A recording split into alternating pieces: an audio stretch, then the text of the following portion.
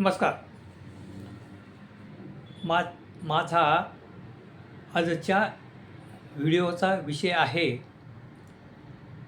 काँग्रेसच्या नाकर्तेपणामुळे भाजपा 100 वर्ष राज्य करेल.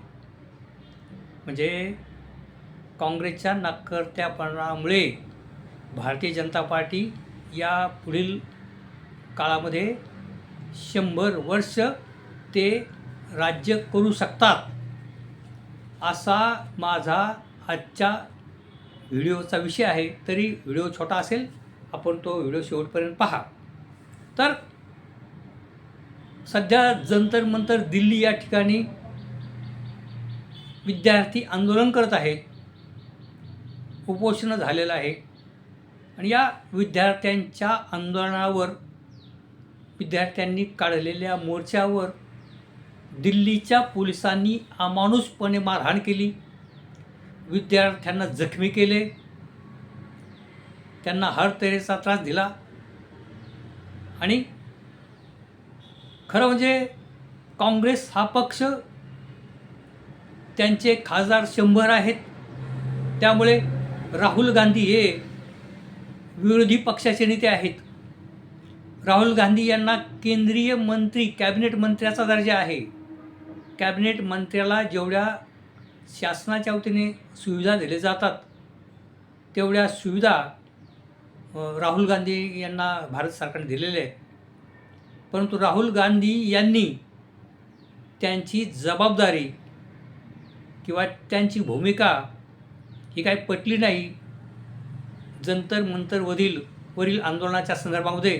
कारण प्रत्यक्ष काँग्रेसचे प्रतिनिधी पाठवले आंदोलनाला पाठिंबा देण्यासाठी, पण त्या मोर्चामध्ये प्रत्यक्ष राहुल गांधी व काँग्रेसचा एकही खासदार त्या ठिकाणी हजर राहिला नाही. आणि म्हणून जर स्वतः राहुल गांधी आपल्या 100, 80, 90 तरी खासदारांना घेऊन त्या मोर्चात आले असते, तर पोलिसांची एवढी हिंमत झाली नसती की त्या मुलांना, की जे 22 वर्षाचे 23 वर्षाचे मुलं आहेत, त्या मुलांना अमानुषपणे मारण्याची हिंमत झाली नसती त्या ठिकाणी राहुल गांधी असतात. तर तसंच विरोधी पक्षातील कुठलाही नेता, मोठा नेता त्या मोर्चात सामील झाला नाही. आणि म्हणून आपल्याला या ठिकाणी असं म्हणता येईल की का बरं ही लोक त्या मोर्चात सामील झाले नाहीत? त्या मुलांची काय मागणी होती? योग्य मागणी होती. तर प्रश्न असा आहे की भारतीय जनता पार्टी व त्यांचे समर्थक जे आहेत, ते बाकी अत्यंत वेगाने त्यांची प्रचंड मोठी असलेली यंत्रणा ते आता कामाला लागले आहेत की हे आंदोलन करणारे अभिजित दिपके हे परदेशी एजंट आहेत, सोनम वांगचुक हे चीन धार्जिणे आहेत आणि देशद्रोही आहेत. अशा पद्धतीचं वातावरण तयार करण्यासाठी भारतीय जनता पार्टीचे कार्यकर्ते असतील किंवा त्यांचे प्रवक्ते असतील, नेते असतील, किंबहुना ज्या शेकडो संघटना आहेत, त्या संघटनेच्या माध्यमातून या दोन नेत्यांना कशा पद्धतीने बदनाम करता येईल आणि त्याच्या जोडीला अनेक मोठे मोठे पत्रकार, जे मोठे मोठे संपादक आहेत, जे अत्यंत विद्वान आहेत, ते देखील पुढे सरसावलेले आहेत. या आंदोलनाला कशा पद्धतीचं बदनाम करता येईल आणि ही यंत्रणा प्रचंड प्रमाणात राबवली जात आहे. कारण त्यांच्याकडे तेवढी यंत्रणा आहे. भारतीय जनता पार्टीचे प्रत्यक्ष नेते हे कमी बोलत आहेत, परंतु या आंदोलनाला बदनाम करण्यासाठी, या आंदोलनाची दिशा भरकवण्यासाठी या ठिकाणी असणारे मोठे मोठे चॅनलचे संपादक असतील, पत्रकार असतील, हे चुकीची माहिती देत आहेत.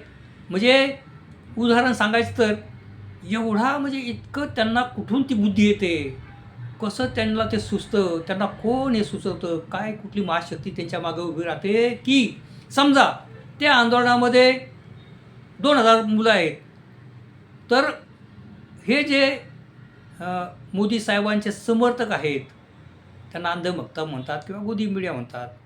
तर हे बाकी त्या समजा त्या कालच्या मोर्चामध्ये समजा 5,000च मुलं आहेत.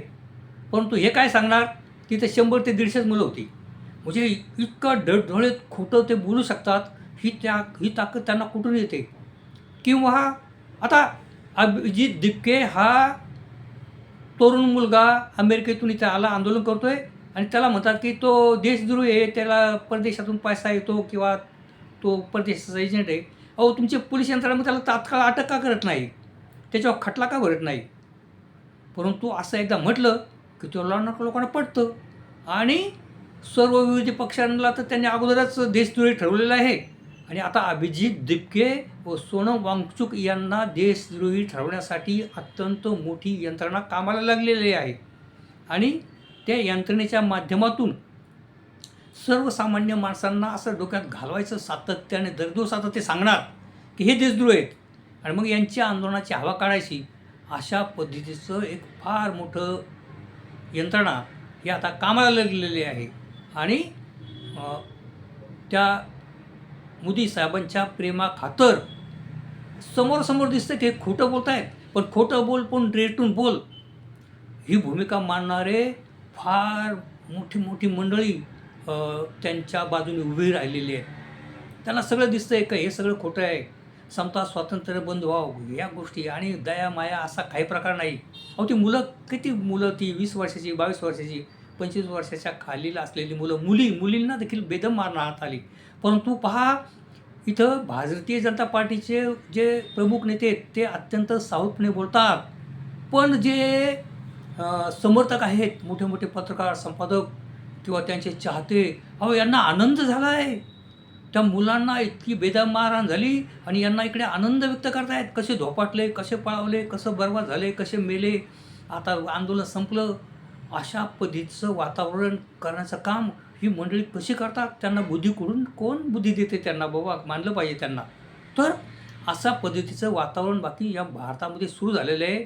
आणि दुसरं महत्त्वाचं मी नेहमी सांगतो की विरोधी पक्षांनी त्यांची एकता नाही आणि हे विरोधी पक्ष राहुल गांधी तिथं का आले नाहीत? वेगवेगळ्या पक्षाचे नेते त्या ठिकाणी का आले नाहीत?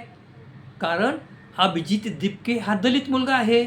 अभिजित दिपकेने संपूर्ण भारतभर आंदोलन उभं केलं आहे आणि हे एवढे मोठे नेते, एवढ्या मोठ्या मोठ्या पक्षांचे नेते आणि मग त्यांना तिथं कमीपणा वाटत असणार.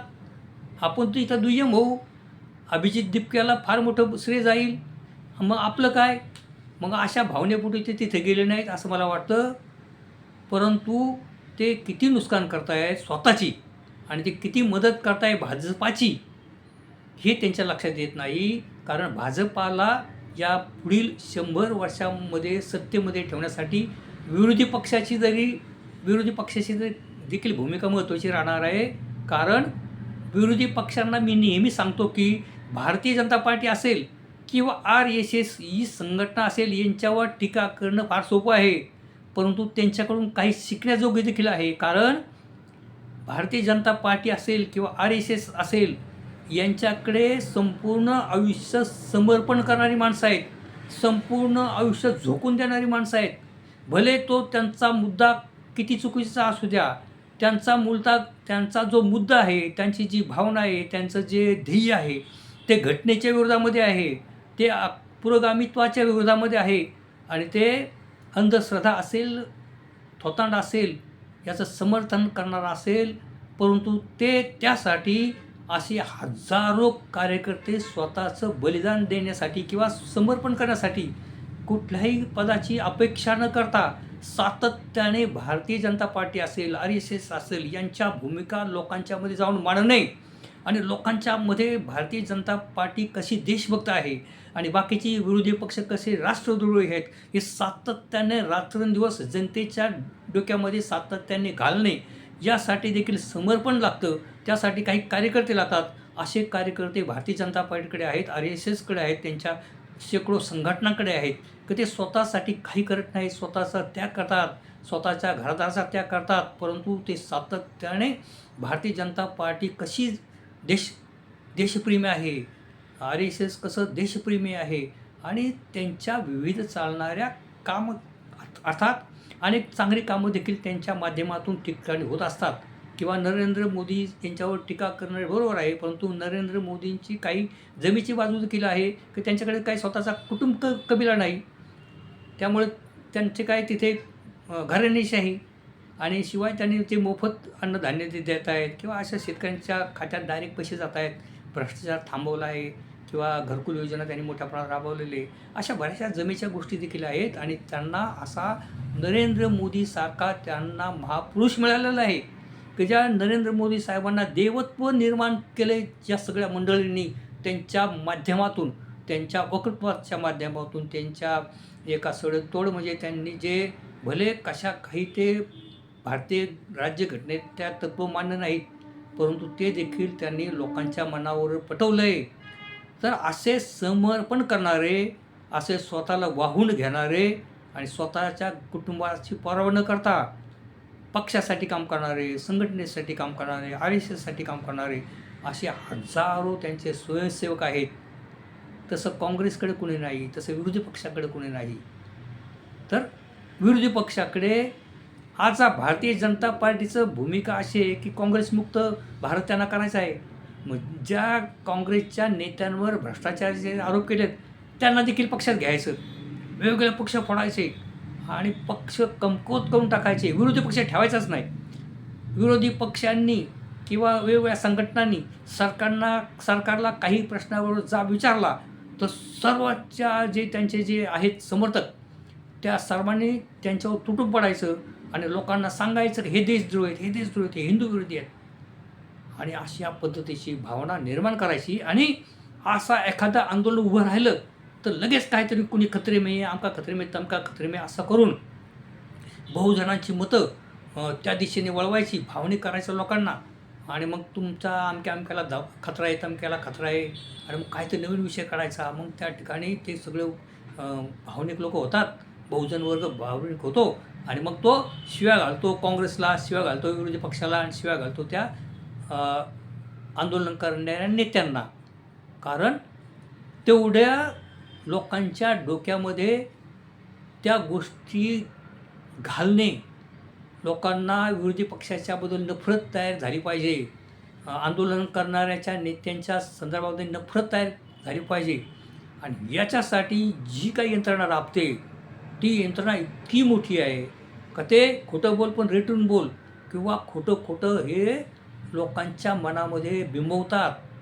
आणि म्हणून जर काँग्रेस पक्ष असेल किंवा राहुल गांधी असेल, हे सातत्याने लोकांचे कार्यक्रम घेऊन जर नाही आले आणि आपसात भांडत राहिले, एकोपा झाला नाही आणि कधी एकत्र पक्ष आले नाहीत, विरोधी पक्ष सगळे एकत्र आले नाहीत, एकत्र कार्यक्रम घेतला नाही आणि ते एकत्रित येऊ नये म्हणून देखील भाजपाचा प्रयत्न असतो. आणि त्याच्यामुळे या पुढील काळामध्ये निश्चितपणे भारतीय जनता पार्टी ही 100 वर्ष राज्य या भारतावर करेल असं मला वाटतं. तुम्हाला काय वाटतं निश्चितपणे तुम्ही कमेंट्स बॉक्समध्ये लिहा.